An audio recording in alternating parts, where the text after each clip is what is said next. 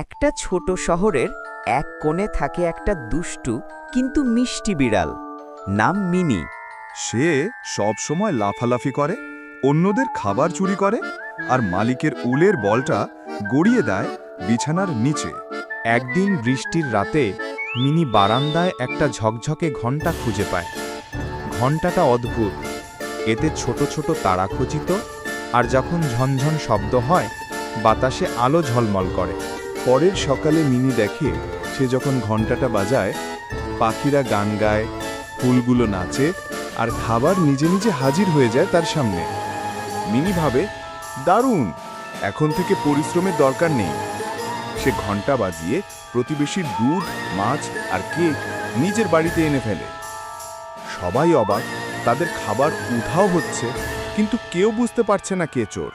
একদিন মিনি বেশি দুষ্টুমি করে ঘণ্টা বাজাতে বাজাতে ভুল করে ঝড় ডেকে ফেলে। আকাশ কালো, বজ্রপাত আর তার ম্যাজিক ঘণ্টা কাঁপতে থাকে। মিনি ভয় পেয়ে যায়। ও না, আমি তো শুধু মাছ চেয়েছিলাম। শেষে মিনি তার ছোট্ট পাঞ্জা দিয়ে ঘণ্টাটা তুলে বলে, আমি আর এমন করব না, দয়া করে শান্ত হও আকাশ মামা। ঘণ্টা ধীরে ধীরে ঝলমল করে, ঝড় থেমে যায়।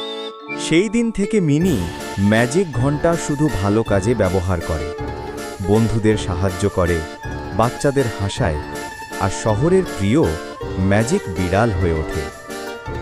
শেষে দেখা যায় মিনি সূর্যের নিচে বসে মিউ মিউ করে, আর ঘণ্টাটা টুং টাং করে বাজছে। ভালো কাজের ঘণ্টা সব সময় বাজে।